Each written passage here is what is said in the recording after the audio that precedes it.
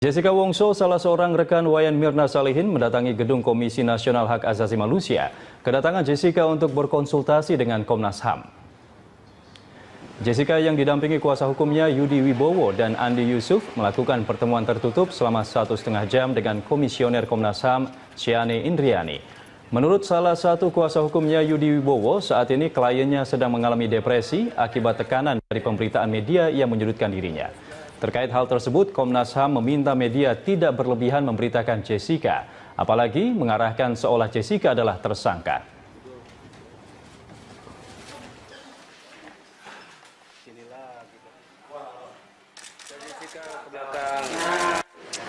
Jessica ini kan depresi sekarang, depresi, ya, akibat tekanan yang begitulah, berita yang beginilah, cuma ngobrol begitu aja.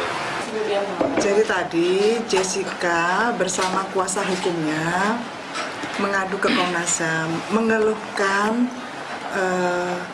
sebuah situasi di mana sekarang ini seolah-olah Jessica sudah dianggap sebagai tersangka, diperlakukan sebagai tersangka. Dan kemudian kami menerima, dia menceritakan. Sementara itu, Komisioner Komnas HAM Siane Indriani mengatakan bahwa selain merasa tidak nyaman karena diperlakukan sebagai tersangka, padahal statusnya masih saksi. Dalam pertemuan dengan Komnas HAM tadi, Jessica juga mengeluhkan adanya perlakuan kasar pihak polisi saat mendatangi rumahnya. Ada hal-hal yang dia alami yang membuat dia tidak nyaman. Yang pertama kali adalah ketika dia mau diambil oleh polisi. Jadi dia mengatakan mau dipanggil, tapi 2 kali dilakukan dengan cara yang kasar. Jadi di tengah malam pada hari Sabtu dan Minggu, Sabtu itu dari pihak lain tidak menggunakan seragam polisi, tidak menggunakan surat, sehingga tidak jelas siapa yang dari mana, tidak jelas. Itu yang membuat dia ketakutan, dan kemudian dia besoknya juga begitu. Ada pihak lain yang bahkan dengan kata-kata yang kasar itu dilontarkan oleh seorang polisi melalui telepon juga kepada keluarganya. Itu membuat dia kemudian dan keluarganya malu karena seluruh tetangganya kemudian menganggap seolah-olah Jessica sudah tersangka pembunuhan, dan itu membuat. Sedangkan pihak Polda Metro Jaya tidak mempermasalahkan langkah Jessica Wongso, rekan minum kopi korban, untuk melapor ke Komnas HAM. Polisi yakin tidak ada pelanggaran HAM yang terjadi selama proses penyelidikan berlangsung. Dirkrimum Polda Metro Jaya, Kombes Pol Krisna Murti menjamin tidak ada pelanggaran HAM yang dilakukan penyidik selama Jessica diperiksa terkait kasus tewasnya Mirna. Menurut Krisna, laporan pelanggaran HAM harus ada indikator yang dapat dibuktikan. Krisna menambahkan pihak kepolisian selalu mengakomodir kemauan Jessica selama proses pemeriksaan. Berarti selama ini menjamin tidak ada pelanggaran HAM selama proses? Memang ada pelanggaran HAM. Dari polisi sendiri berarti selama ini Diskrimum menjamin tidak ada pelanggaran HAM selama proses penyelidikan ya? Kalau dengar di media, pengacaranya menyatakan polisi memperlakukan dengan baik. Pelanggaran HAM itu kan ada indikatornya, ada parameternya. Ya kalau nanti beliau melapor ke Komnas HAM, yang dilaporin siapa? Ya pemirsa, saat ini Badan Narkotika Nasional juga mengungkapkan tindak pidana pencucian uang ataupun TPPU dari bisnis narkotika dengan menyita aset mencapai 17 miliar rupiah. Petugas membekuk residivis narkoba berinisial GP yang diduga mencuci uang dari hasil penjualan sabu dan ekstasi.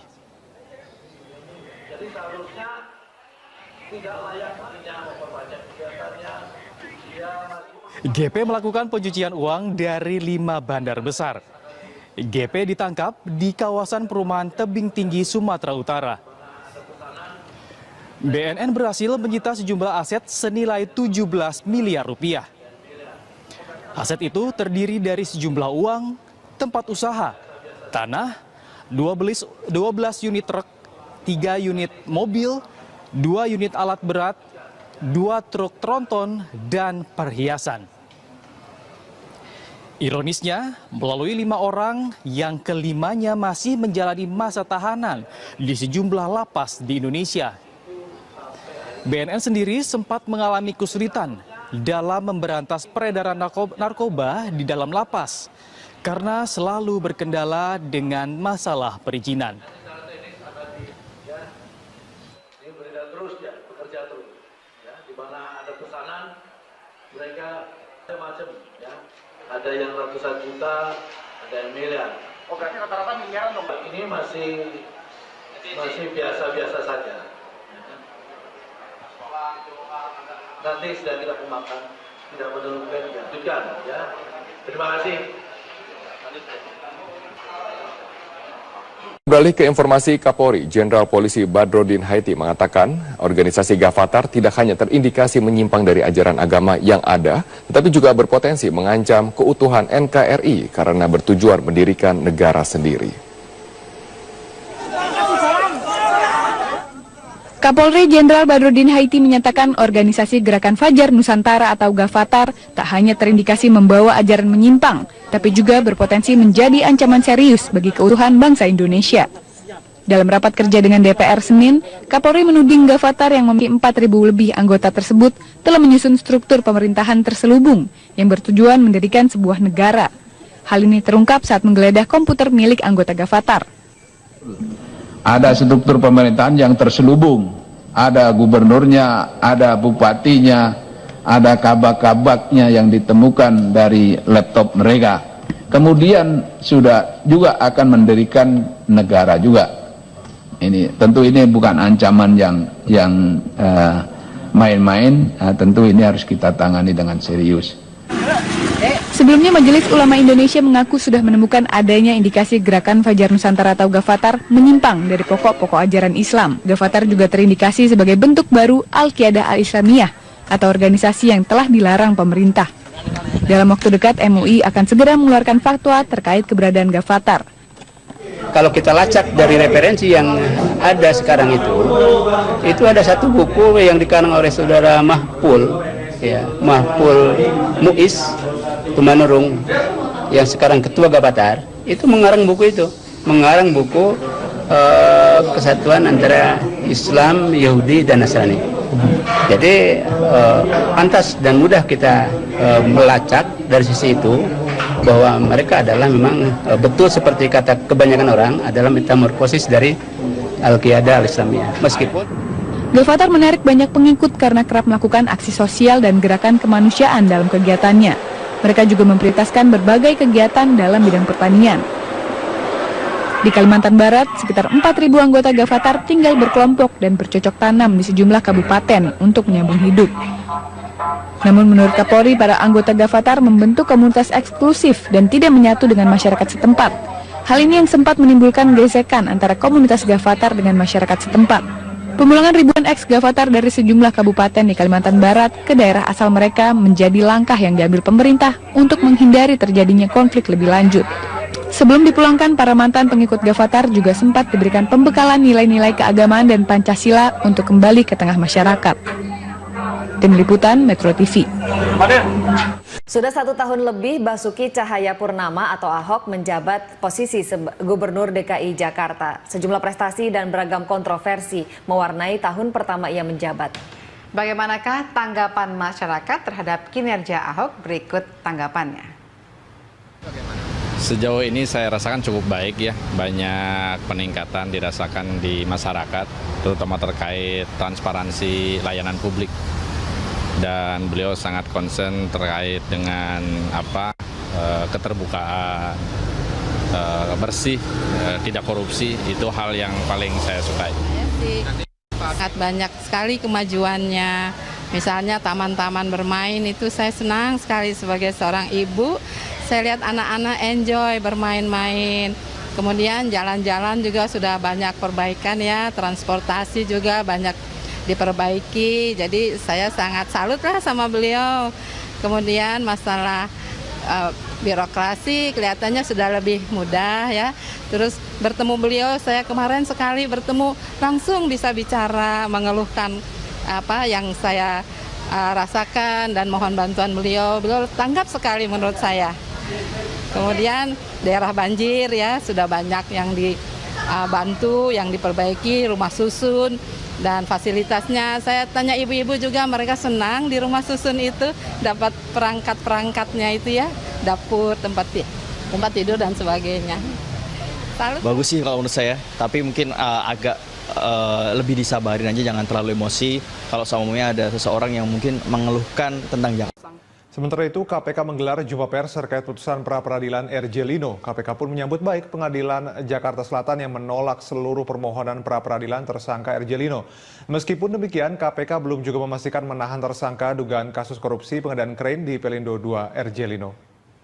Ketentuan yang menyatakan pengacaranya menyatakan polisi memperlakukan dengan baik. Pelanggaran HAM itu kan ada indikatornya, ada parameternya. Ya kalau nanti beliau melapor ke Komnas HAM, yang dilaporin siapa? Ya pemirsa, saat ini Badan Narkotika Nasional juga mengungkapkan tindak pidana pencucian uang ataupun TPPU dari bisnis narkotika dengan menyita aset mencapai 17 miliar rupiah. Petugas membekuk residivis narkoba berinisial GP yang diduga mencuci uang dari hasil penjualan sabu dan ekstasi. Jadi seharusnya tidak layak hanya memperbanyak kegiatannya. GP melakukan pencucian uang dari 5 bandar besar. GP ditangkap di kawasan perumahan Tebing Tinggi, Sumatera Utara. BNN berhasil menyita sejumlah aset senilai 17 miliar rupiah. Aset itu terdiri dari sejumlah uang, tempat usaha, tanah, 12 unit truk, 3 unit mobil, 2 unit alat berat, 2 truk tronton, dan perhiasan. Ironisnya, melalui 5 orang yang kelimanya masih menjalani masa tahanan di sejumlah lapas di Indonesia. BNN sendiri sempat mengalami kesulitan dalam memberantas peredaran narkoba di dalam lapas karena selalu berkendala dengan masalah perizinan. Ini beredar terus ya, bekerja terus. Ya, di mana ada pesanan, mereka macam-macam ya. Ada yang ratusan juta, ada yang miliar. Oh berarti rata-rata miliaran dong? Ini masih biasa-biasa saja. Nanti sedang kita kembangkan, tidak menurunkan, lanjutkan ya. Terima kasih. Beralih ke informasi Kapolri, Jenderal Polisi Badrodin Haiti mengatakan organisasi Gavatar tidak hanya terindikasi menyimpang dari ajaran agama yang ada, tetapi juga berpotensi mengancam keutuhan NKRI karena bertujuan mendirikan negara sendiri. Kapolri Jenderal Badrodin Haiti menyatakan organisasi Gerakan Fajar Nusantara atau Gavatar tak hanya terindikasi membawa ajaran menyimpang, tapi juga berpotensi menjadi ancaman serius bagi keutuhan bangsa Indonesia. Dalam rapat kerja dengan DPR Senin, Kapolri menuding Gavatar yang memiliki 4.000 lebih anggota tersebut telah menyusun struktur pemerintahan terselubung yang bertujuan mendirikan sebuah negara. Hal ini terungkap saat menggeledah komputer milik anggota Gavatar. Ada struktur pemerintahan yang terselubung, ada gubernurnya, ada bupatinya, ada kabak-kabaknya yang ditemukan dari laptop mereka. Kemudian sudah juga akan mendirikan negara juga. Ini tentu ini bukan ancaman yang main-main, tentu ini harus kita tangani dengan serius. Sebelumnya Majelis Ulama Indonesia mengaku sudah menemukan adanya indikasi Gerakan Fajar Nusantara atau Gavatar menyimpang dari pokok-pokok ajaran Islam. Gavatar juga terindikasi sebagai bentuk baru Al-Qiyadah Al-Islamiyah atau organisasi yang telah dilarang pemerintah. Dalam waktu dekat MUI akan segera mengeluarkan fatwa terkait keberadaan Gavatar. Kalau kita lacak dari referensi yang ada sekarang itu ada satu buku yang dikarang oleh saudara Mahpul, ya, Mahpul Muiz Tumanurung yang sekarang ketua Gavatar, itu mengarang buku itu, mengarang buku kesatuan antara Islam, Yahudi, dan Nasrani. Jadi pantas dan mudah kita melacak dari sisi itu bahwa mereka adalah memang betul seperti kata kebanyakan orang adalah metamorfosis dari Al-Qiyadah Al-Islamiyah. Meskipun Gavatar menarik banyak pengikut karena kerap melakukan aksi sosial dan gerakan kemanusiaan dalam kegiatannya. Mereka juga memprioritaskan berbagai kegiatan dalam bidang pertanian. Di Kalimantan Barat, sekitar 4.000 anggota Gavatar tinggal berkelompok dan bercocok tanam di sejumlah kabupaten untuk menyambung hidup. Namun menurut Kapolri, para anggota Gavatar membentuk komunitas eksklusif dan tidak menyatu dengan masyarakat setempat. Hal ini yang sempat menimbulkan gesekan antara komunitas Gavatar dengan masyarakat setempat. Pemulangan ribuan ex-Gavatar dari sejumlah kabupaten di Kalimantan Barat ke daerah asal mereka menjadi langkah yang diambil pemerintah untuk menghindari terjadinya konflik lebih lanjut. Sebelum dipulangkan, para mantan pengikut Gavatar juga sempat diberikan pembekalan nilai-nilai keagamaan dan Pancasila untuk kembali ke tengah masyarakat. Tim Liputan Metro TV. Sudah 1 tahun lebih Basuki Cahayapurnama atau Ahok menjabat posisi Gubernur DKI Jakarta. Sejumlah prestasi dan beragam kontroversi mewarnai tahun pertama ia menjabat. Bagaimanakah tanggapan masyarakat terhadap kinerja Ahok? Berikut tanggapannya. Sejauh ini saya rasakan cukup baik ya, banyak peningkatan dirasakan di masyarakat, terutama terkait transparansi layanan publik.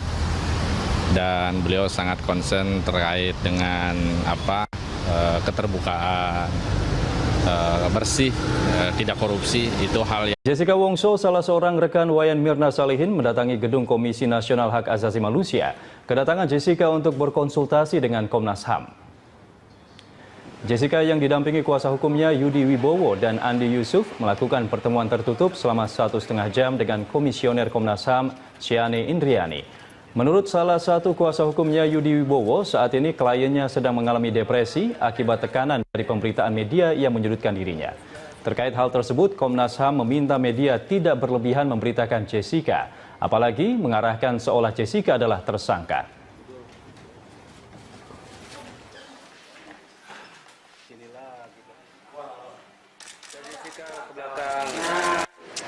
Jessica ini kan depresi sekarang, depresi ya, akibat tekanan yang begitulah, berita yang beginilah, cuma ngobrol begitu aja. Jadi tadi Jessica bersama kuasa hukumnya mengadu ke Komnas HAM, mengeluhkan sebuah situasi di mana sekarang ini seolah-olah Jessica sudah dianggap sebagai tersangka, diperlakukan sebagai tersangka. Dan kemudian kami menerima, dia menceritakan. Sementara itu, Komisioner Komnas HAM Ciane Indriani mengatakan bahwa selain merasa tidak nyaman karena diperlakukan sebagai tersangka, padahal statusnya masih saksi. Dalam pertemuan dengan Komnas HAM tadi, Jessica juga mengeluhkan adanya perlakuan kasar pihak polisi saat mendatangi rumahnya. Ada hal-hal yang dia alami yang membuat dia tidak nyaman. Yang pertama kali adalah ketika dia mau diambil oleh polisi. Jadi dia mengatakan mau dipanggil, tapi 2 kali dilakukan dengan cara yang kasar. Jadi di tengah malam pada hari Sabtu dan Minggu, Sabtu itu dari pihak lain tidak menggunakan seragam polisi, tidak menggunakan surat, sehingga tidak jelas siapa yang dari mana, tidak jelas. Itu yang membuat dia ketakutan. Dan kemudian dia besoknya juga begitu, ada pihak lain yang bahkan dengan kata-kata yang kasar itu dilontarkan oleh seorang polisi melalui telepon juga kepada keluarganya. Itu membuat dia kemudian dan keluarganya malu karena seluruh tetangganya kemudian menganggap seolah-olah Jessica sudah tersangka pembunuhan, dan itu membuat.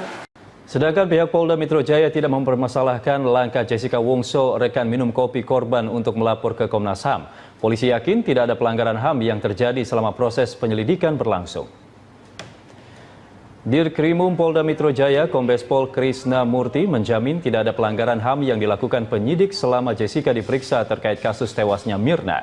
Menurut Krisna, laporan pelanggaran HAM harus ada indikator yang dapat dibuktikan. Krisna menambahkan pihak kepolisian selalu mengakomodir kemauan Jessica selama proses pemeriksaan. Memang ada pelanggaran HAM. Dari polisi sendiri berarti selama ini Diskrimum menjamin nggak ada pelanggaran HAM selama proses penyelidikan sangat penyidikan ya? Kalau dengar di media